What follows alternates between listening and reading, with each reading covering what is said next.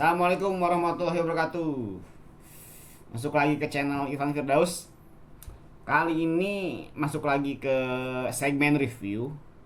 Kita bakal nge-review sepatu trail dari Hoka.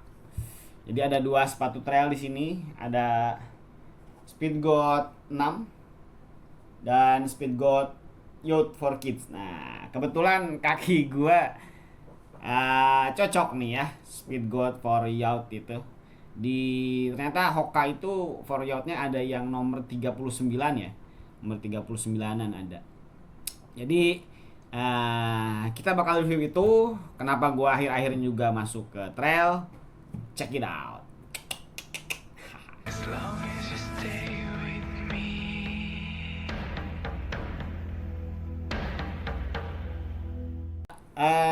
Kenapa beberapa bulan terakhir, sebenarnya udah setahunan ya, gue coba ke dunia trail, apalagi terutama setelah pencapaian gue di Borobudur Marathon. Di maraton gue selesai menyelesaikan 42 km dengan finish strong. Mungkin tinggal memperbaiki waktu saja ya. Tapi dalam dunia lari itu perlu ada something yang dikejar. Challenge berikut, gue nyari lagi challenge berikutnya apalagi ya. Nah, salah satunya gue mau masuk nyobain di Bali Trail Run nanti di Mei nanti ya, di Gunung Batur. Jadi itu cukup eksotis ya. Jadi gue masuk ke 30 km, ngambil 30 km. Elevated gainnya di 1200-an. Jadi ya sebenarnya kalau dijumlahin mirip-mirip ya. Kalau kata orang sih kenaikan 100 meter elevated gain itu mirip dengan penambahan 2 km di road running. Ya akhir-akhir ini ke trail juga lumayan cukup menyegarkan ya. Karena kalau latihan road runner itu kan di Jakarta terus, di jalan panas, polusi. Nah, kadang kalau trail itu akhir-akhir pekan itu gue bareng adik ke Sentul ya, ke Sentul, atau di Lembang, sempat juga ke Lembang. Pernah dibawa ke Lembah Tengkorak, Sumedang, di kebun teh.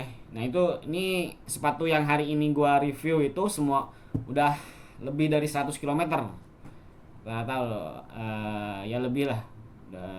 Jadi kita pengen review nih habis 100 km seperti apa, outsole-nya apa, terus ya midsole dan lain-lain ya. Jadi itu alasan gue kenapa ke trail, karena ada sebuah tantangan baru. Pengen cobain naik gunung agak ngebut dikit, 30 km dengan 1200 elevate gain. Ya gue coba, bismillah.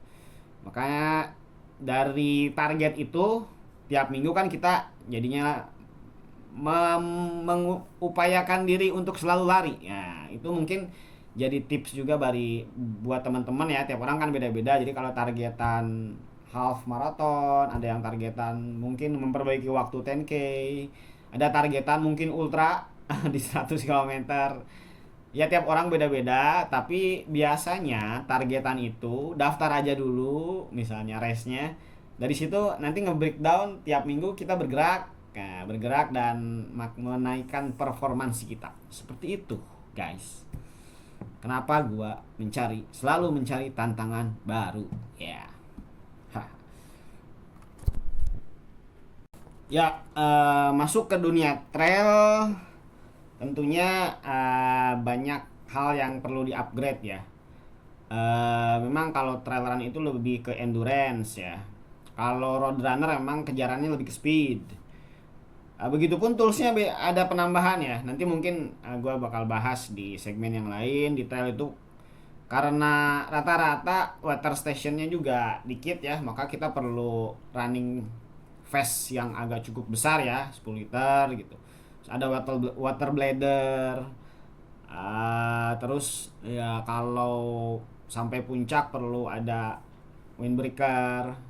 Terus kalau rata-rata trail juga bisa sampai malam perlu ada headlamp gitu ya.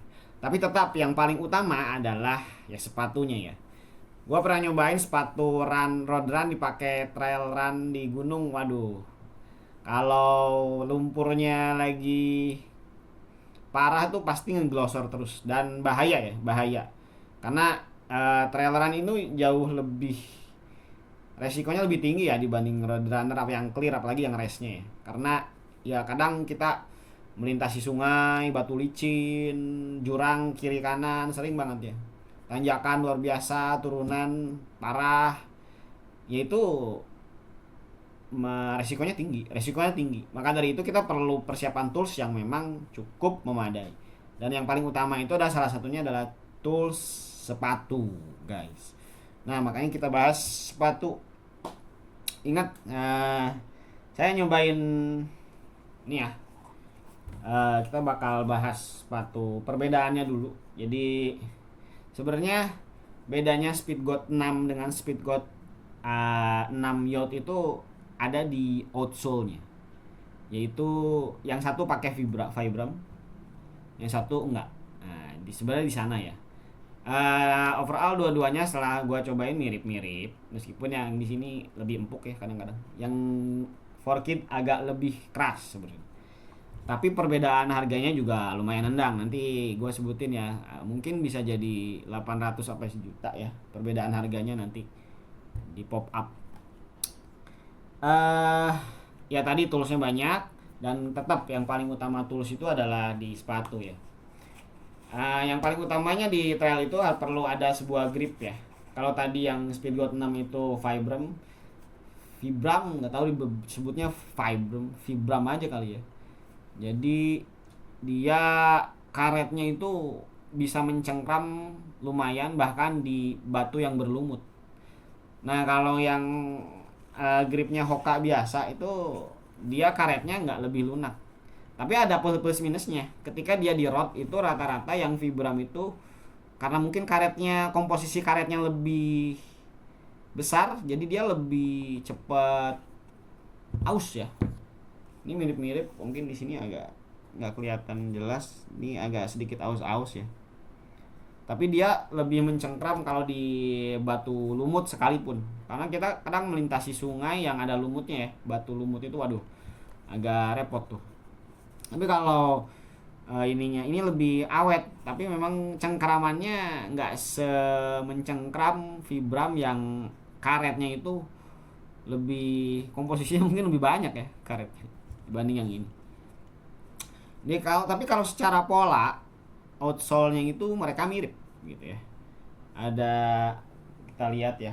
Kalau kita bandingkan tuh mirip mereka sebenarnya. Secara pola tuh mirip cengkraman yang diadopsi oleh Hoka ini ya.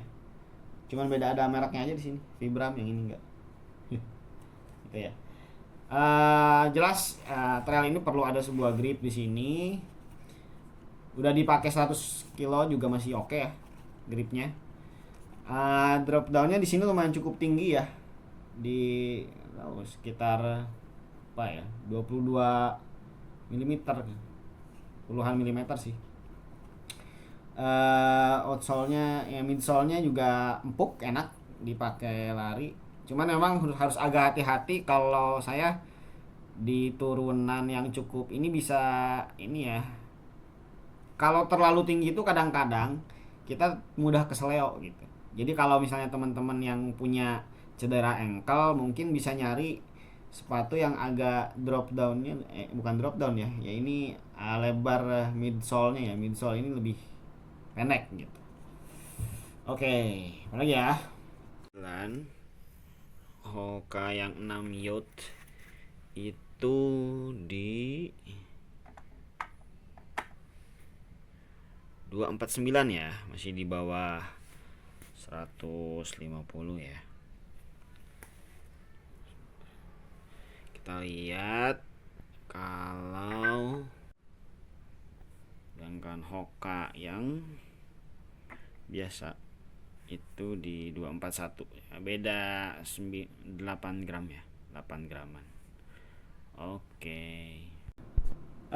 Berikutnya di uppernya itu pakai woven ya, bahan woven. Dia agak kaku-kaku gitu. woven ini.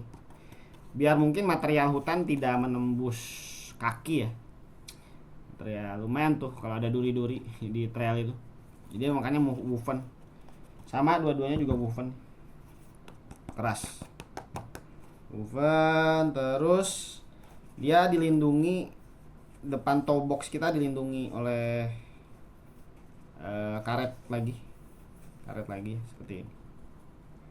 Bedanya Speedgoat 6 ini ada cap di sini ya, cap apa namanya.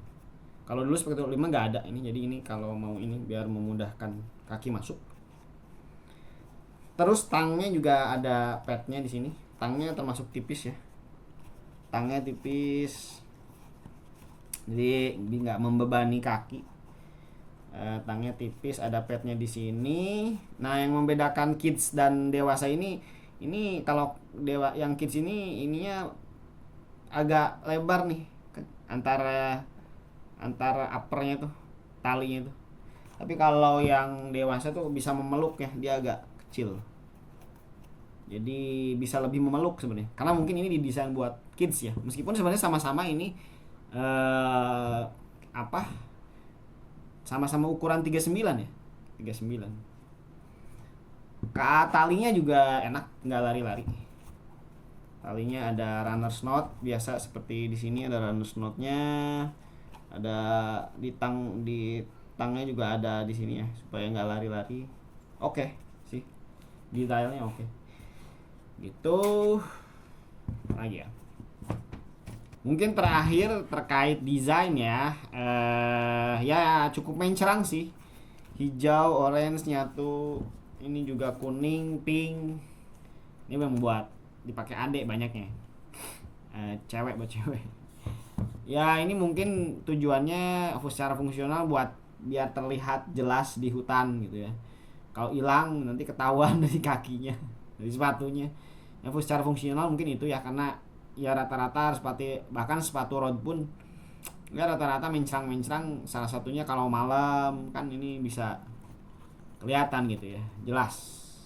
Jadi agak kurang cocok dipakai nongkrong ya desainnya. Tapi kalau lihat desain yang Solomon dan yang di atas, sepatu trail yang di atas 3 jutaan itu ya cukup bagus sih. Ya buat pemula masih oke lah ini ya, di 1 jutaan dan udah bisa bawa kita ke puncak dengan ya speedan lah, ala-alaan. Jumpa lagi di review berikutnya. Assalamualaikum warahmatullahi wabarakatuh.